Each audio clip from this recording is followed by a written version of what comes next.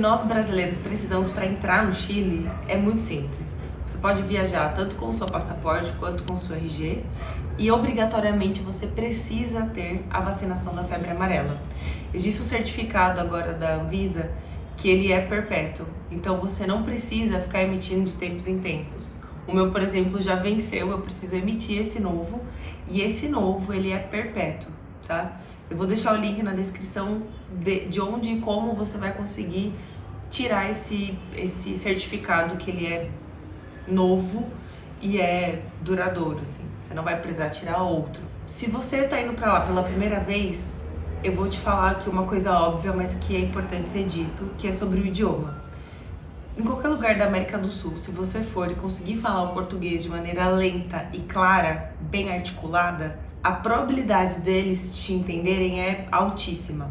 Porém, quando se trata de Chile, existe uma variável diferente, porque eles falam muito rápido, eles fazem uso de muitas gírias. Então, não tenha vergonha de pedir para que ele fale devagar, fale um pouco mais despacio, um pouco mais lento, que eles irão entender e você vai conseguir se comunicar melhor. Uma outra coisa muito importante é em relação ao dinheiro. Quando eu morei lá, na época em que eu morei, ainda existiam muitas casas de câmbio, porque não existia cartões digitais, essas contas globais. Então eu precisava ir até uma casa de câmbio e trocar o dinheiro para poder consumir e comprar as coisas. Porque eu ainda era um estudante, não tinha cartão de crédito, então era um outro cenário. Hoje, o que você precisaria fazer? Você precisa ter uma conta digital. Eu recomendo que você tenha essa conta digital, seja qual for a que você vai escolher da sua preferência, seja Nomad, Wise, C6, cartão internacional de cartão de crédito, é outra coisa. Não é isso que eu estou dizendo.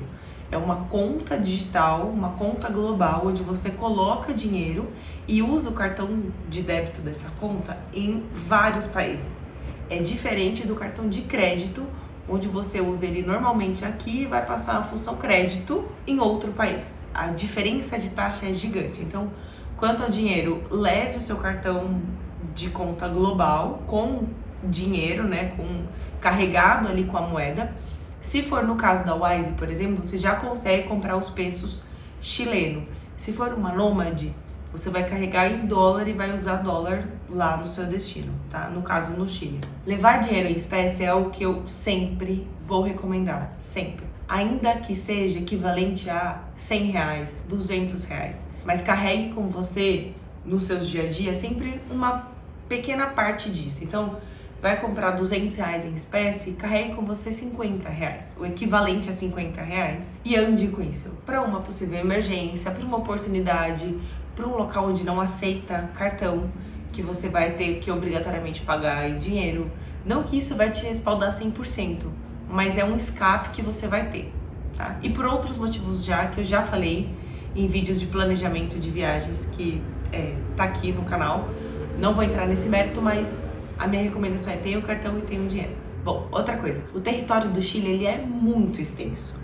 O país ele é uma verdadeira tripona que vai do deserto do Atacama até lá embaixo, que é o Chile pequeno, lá embaixo, última cidade, e ele inteiro, em território, ele é imenso. Então, para você ter uma ideia, de Santiago até o Atacama são 10 horas de carro.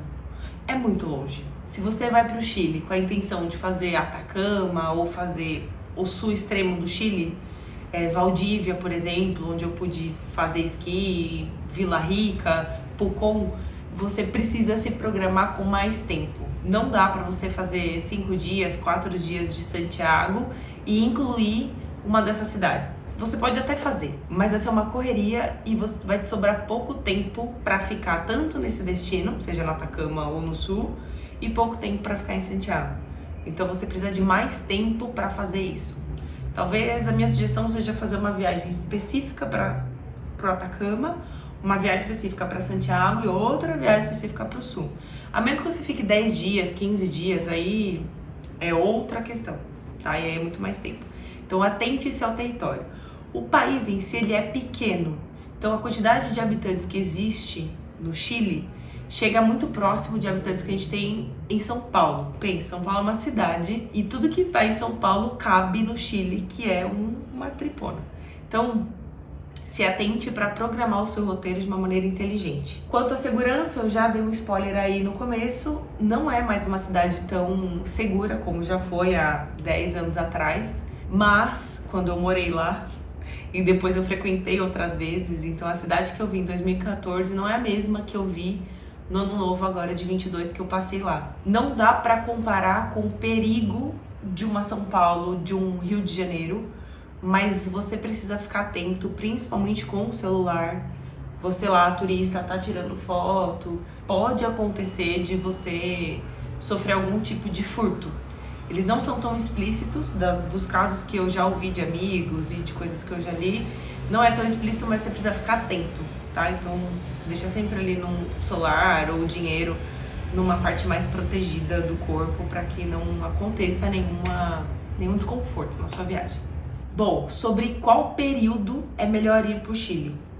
Existem muitas dúvidas sobre quando esquiar e aonde esquiar, e eu tenho tudo isso muito compilado dentro do meu guia que eu montei do Chile, que eu juntei todo o meu conteúdo, todo o meu histórico, toda a minha bagagem de conhecimento que eu morei lá.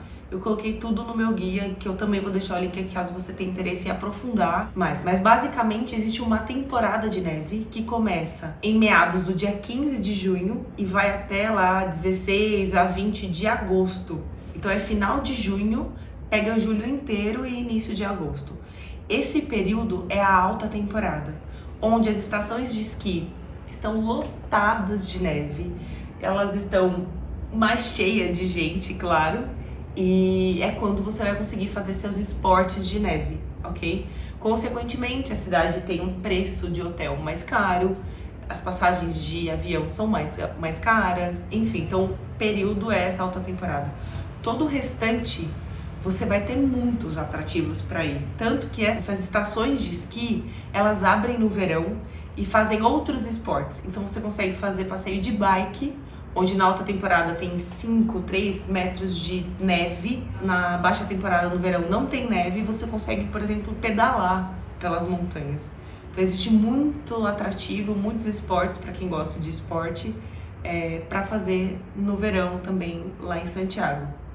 Mas a temporada de neve é essa aí que eu te falei. Outra coisa que chama muito a atenção e é o que atrai muitos visitantes para o Chile são as vinícolas. A quantidade de vinícolas que existe no Chile é absurda. Hoje existem aproximadamente 150 vinícolas ativas que produzem vinhos. É muita vinícola, é muita coisa.